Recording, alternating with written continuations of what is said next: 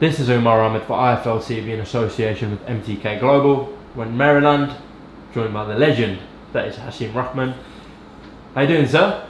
I'm great. I'm here with the Hunter, Michael Hunter. We're going to get something nasty done. Okay. Now, last time I spoke to you was in London, when you came over for the yard fight. Now, you was very sort of high praising of Michael, saying he'd wipe out every heavyweight in the world. I didn't really get to ask you what makes you say that. What does make you say that? Well, my relationship with Michael Hunter goes way back to when I was an active fighter. I actually used to spar with Michael Hunter. He used to give me the blues. Like, I don't want to spar this. I mean, it was just crazy. So, and then I watched his progression. I watched him go win national championship after national championship after national championship. I saw him beat everybody at the U.S. Olympic trials in 2008. I watched him drop down to regular heavyweight and beat everybody at the Olympic trials in 2012. I mean, I seen him beat everybody. I watched him spar world champions, heavyweight world champions, and everybody in Vegas. I mean, and they just dominate everybody. So all the things that he's shown guys in the ring and his boxing performances, that's just a fraction of what I know he can do. You know, so I mean, when y'all get to see the Michael Hunter that I know and the things that he can do, y'all gonna be singing the same praise, if not more. What's it like working with him? It's an absolute honor and a privilege and a pleasure. You know, he's a consummate professional. I don't really have to teach Mike really anything. It's just, you know, just remind him of this and let's set a game plan. Let's come together. And we both got like high boxing IQs. So, we go over the game plan and then we just stick to it. And it's been successful. Now, I asked Michael about this just now. When the news broke that Miller won't be fighting Anthony Joshua anymore, what was your initial reaction in terms of him possibly fighting Joshua? Did you think that will ever happen? No. Why not? I just think Anthony want his first fight in America to be a loss. Okay. And as he said, there was no contract or offers even sent to Michael for that fight. But in the media, it was quite clear. See, the media is not Anthony Joshua, right? Mm-hmm. At the end of the day, the media, Eddie Hearn, Eddie Hearn's dad, and anybody else could want Michael Hunter. But when you present it to Anthony Joshua, he has to sign off on it. And as I just stated, he don't want his first fight in America to be a loss. He ain't want to come over here and give Michael his belt. And that's what would have happened if he'd have picked Michael Hunter. So he picked someone different. When do you think he'll get his shot? Because from what you guys are saying, it seems very difficult to actually get him that shot. Well, let me just say this. Let me just make a plea to the IBF, the WBA, the WBC. We'll fight anybody for a mandatory shot. Let us fight an eliminator. You know, if it's whoever, if it's the winner of the Rivas Whyte fight, if it's Lucas Brown, whoever, we'll fight anybody. We're not picking. We're not afraid of anybody. I feel like I got the best heavyweight on the planet. So we'll fight anybody, and we feel like we're gonna need a mandatory shot. So for all the sanctioning organizations, you got a guy right here. We ready. We'll fight anybody for a mandatory shot. Mm-hmm. And if we get the mandatory slot, then we know it's just, a matter of time before we get the heavyweight championship. So whoever, mm-hmm. We don't need to pick. We don't need to choose. Mike is not the kind of guy you got to move like, okay, well, nah, that's not the right style. No, we got the right style, and Michael Hunter is such a clever boxer that we can adapt to anything. So we ready for whoever. And of course, travelling is not a problem. We've already seen Mike go to Monaco, go to England. So yeah, that's not going to be an issue. That's the road warrior. We'll go anywhere. Mm. We'll go anywhere. So it's really not when you got a fighter like Michael Hunter. You got the best of everything: defense, speed, power. We got everything. Mm-hmm. We have everything. We're not missing anything. And people look at him like a small heavyweight. Okay, look at the two giants he just beat. Ustinov and Bacoli, yeah. Both of them were giants compared to him. But we pretty much fared really well with both of them. And I don't see, I honestly don't see a heavyweight that we won't do the same thing to. Okay. Not any of them. Just back to the Joshua situation. Did you speak to Eddie at all during that time? No. It wasn't. They didn't want Mike. That's smoke screen. That's subterfuge. They didn't want Mike. They did not want Mike. Well, why we need to call him and say anything? They know Mike is under contract with Matchroom. That was a simple fight to make. If they really wanted Mike, it would have been done. Why go to Al Heyman and structure a deal with somebody else when you got an in-house fighter right there? I mean, the boxing public ain't stupid. They know Michael Hunter is on Matchroom team. That was the simplest fight to make. That was a simpler fight than a Big Baby. You know, so why is it not done? Why is it not done? Because Joshua didn't want Mike. They didn't want that Hunter trouble. They didn't want it. They don't want it. I mean, that's like self-explanatory. You believe Joshua didn't want any part of Michael Hunter? Do you think, None. Do you think he's avoided any other heavyweights as well? Well, I just think that there's so much money out there, and Joshua, if he fight you, he can fill out Wembley. So if he got to fight you or Mike, why wouldn't he pick you? But in terms of your Wilders and your Tyson Furies and the Dylan I mean, Whyte, why is it not happening? Why is it not happening? I mean, Tyson Fury, they both over there in the same country. Why haven't that fight been made? I mean, obviously, you know, it's a lot of, like, they got farms in England. Yeah. Well, they doing a lot of milking. Because you know, why would I fight a difficult fight if I can fight a far easier fight and still make tons of money? And just tell people, oh, it's coming, it's coming, it's coming. You know, like, eventually the boxing public gonna get fed up with that and they're gonna stop paying to see mismatches. You know? So you're saying Team Joshua's the problem, not Wilder and Fury?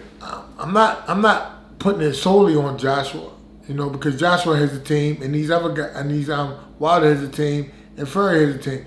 So it may not even be the fighter in every case. Sometimes the promoters and the managers, they doing the milking, you know, but it's some milking being done. That's what I'm saying. I mean, I can't just. What I am saying about Joshua is he didn't want anything to do with Mike Hunter for June 1st. That's what I am saying about Joshua. But all the other people, I mean, he got a team around him, and I just think that it's a bunch of BS that these guys ain't in the ring fighting yet for the undisputed heavyweight championship of the world. You know, we seen this movie before, and these guys never fought. So they gonna go around for the rest of their life talking about what would have happened. It's just lunacy to me. We don't want that Lennox Lewis Riddick Bowe situation again, obviously. Yeah, that's crazy. I mean, we saw this movie before, so why should we be subjected to do it again? I mean, the fans really gotta have a voice, and just, you know, they can't support just any old fights. They can't support the Ruiz and Joshua. I mean, that fight should be next. Wilder and Joshua should be next, and the co-features should be Mike and the highest rated heavyweight, whoever, if it's Dillian Whyte, Povetkin, whoever. But I think Dillian Whyte. One thing I heard you talking to Mike about earlier was Dillian Whyte was number one for a year, but he wasn't the mandatory. That's why he didn't get it. Being number one, you can be number one for, you're not the mandatory. It's the difference between being number one and being the mandatory. The only way number one helps you is if the title is vacated and the number one and number two contender fight. But if he's not the mandatory, it don't matter if he's number one or number 10. The champion does not have to fight him. So if he feels some type of way about being number one all the time, let's make the next card. Let's make a super card. Let's make Wilder and Joshua and have Whyte and Hunter fight for the vacant. I mean, for the interim title or the mandatory slot, and then the winner of the two fights fight. And how about the loser of the two fights fight?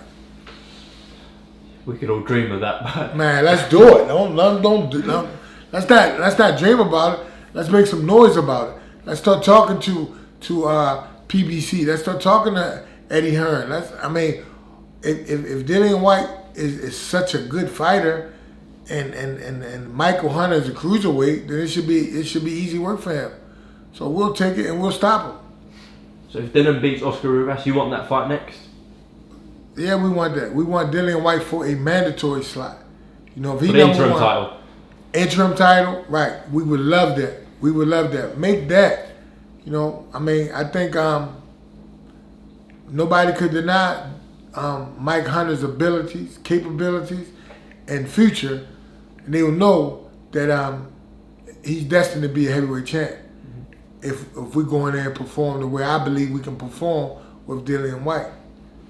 Eddie arrives tomorrow in Maryland. You're going to talk to him about this? Yeah, I'm going to talk to him about it. Yeah, Eddie.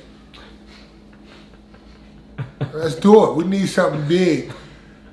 We need something big. We need something. In all honesty, Michael Hunter is a main event fighter. You know, and we want the best. We ain't ducking. We're not ducking anybody. I honestly believe we can beat every heavyweight. Okay. Let me just ask you straight then, predictions-wise, would he knock Joshua, Dillian Whyte, etc. out? I don't believe it's a heavyweight Michael can't knock out.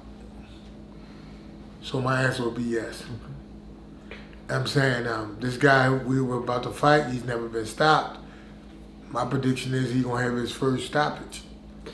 And in terms of outside Michael, how do you see a fight with Joshua and Wilder going? Joshua and Deontay Wilder. I just think if they fought 3 times, it might be a different winner every time. Yeah. You know, I can make a case for Joshua winning. I can make a case for Deontay winning. So, I mean, they both great fighters. You know, I think I got a lot of respect for both of them, and I just feel like any given Sunday.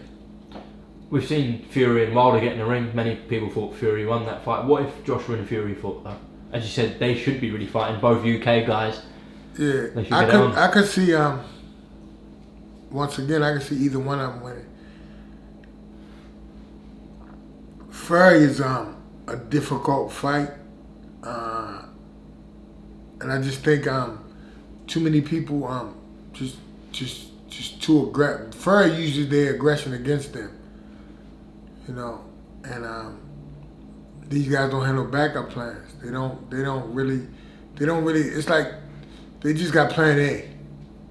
Plan A, that's it. But with Fury, he's such a difficult fighter. I mean, I've seen Fury turn southpaw and fight the whole fight southpaw.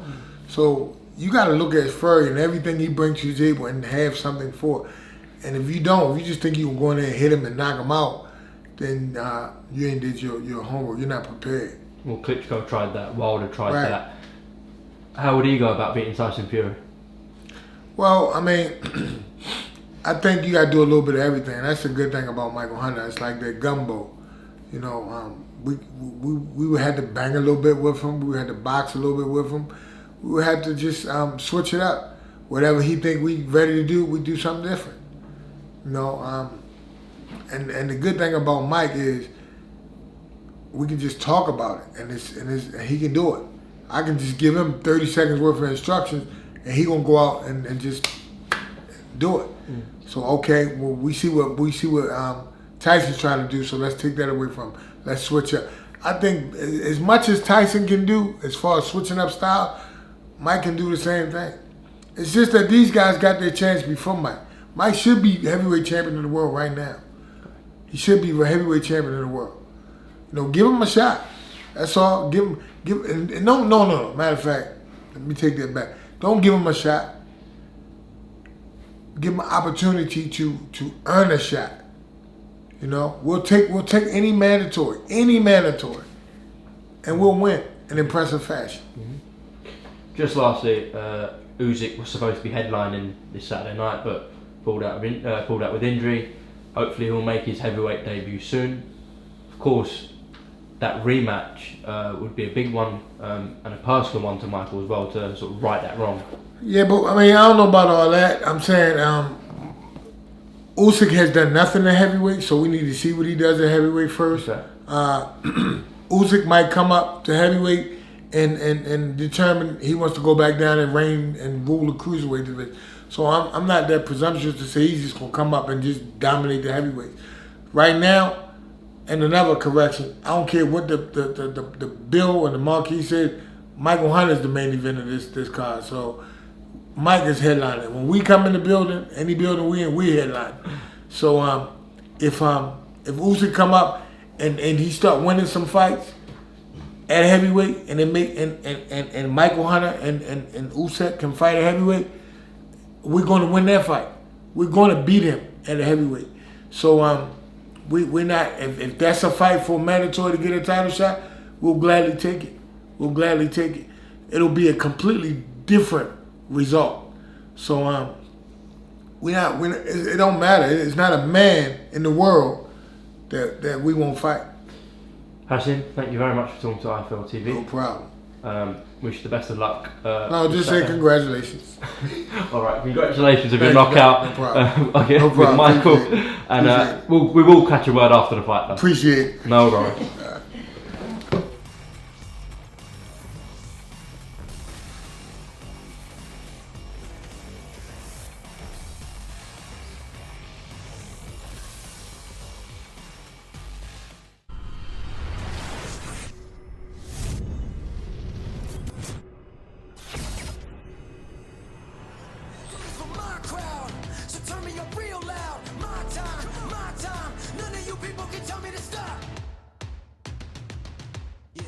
So what are you